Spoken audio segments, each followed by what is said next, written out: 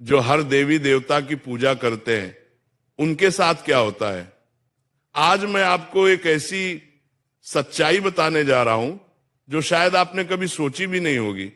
एक ऐसा रहस्य जो हमारे मंदिरों में, हमारी पूजा पाठ की विधियों में और हमारी आध्यात्मिक यात्रा में छिपा हुआ है। तो चलिए इस यात्रा पर निकलते हैं और समझते हैं कि जो लोग हर देवी देवता की पूजा करते हैं उनके जीवन में वास्तव में क्या घटित होता है।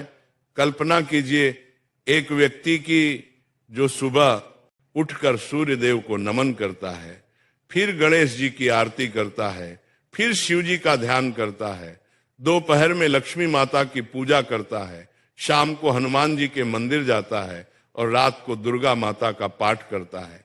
क्या यह भक्ति है या भ्रम? क्या यह समर्पण है या बिखराव?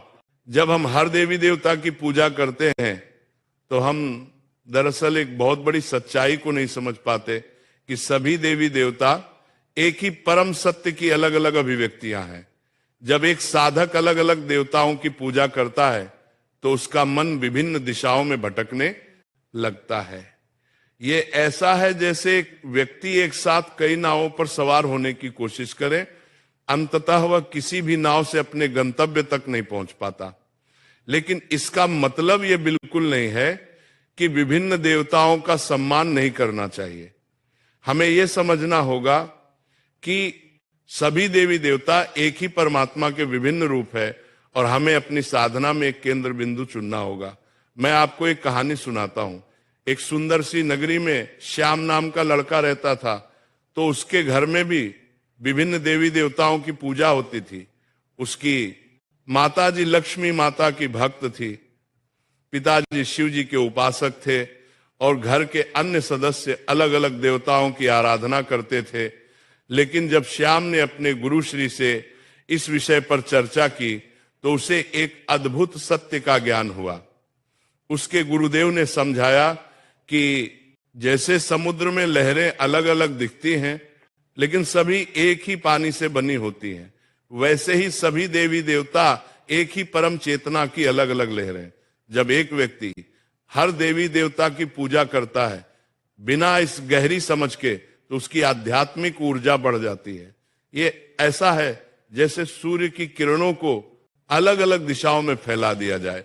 वे प्रकाश तो देंगी लेकिन उनमें वह तीव्रता नहीं होगी जो एक बिंदु पर केंद्रित किरणों में होती है। जब हम एक आवर्धक लेंस से सूर्य की किरणों को एक बिंदु पर केंद्रित करते हैं तो वे आग पैदा कर सकती हैं।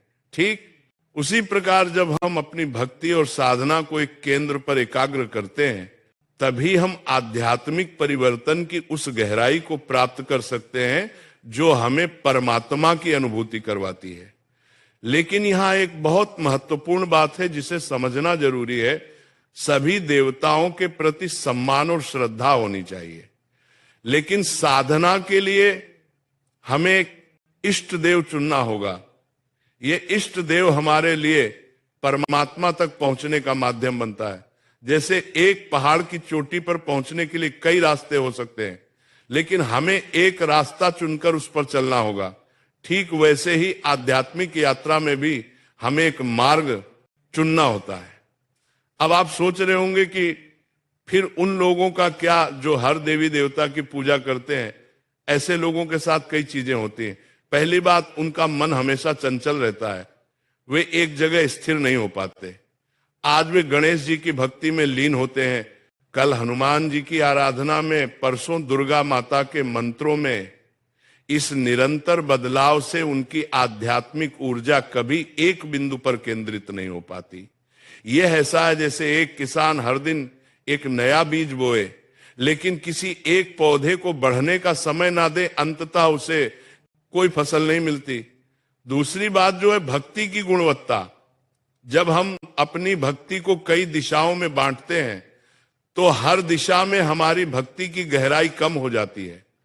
मान लीजिए आपके पास प्रेम का एक निश्चित परिमाण है, अगर आप उसे 10 लोगों में बांटते हैं तो हर किसी को केवल दवा हिस्सा मिलता है।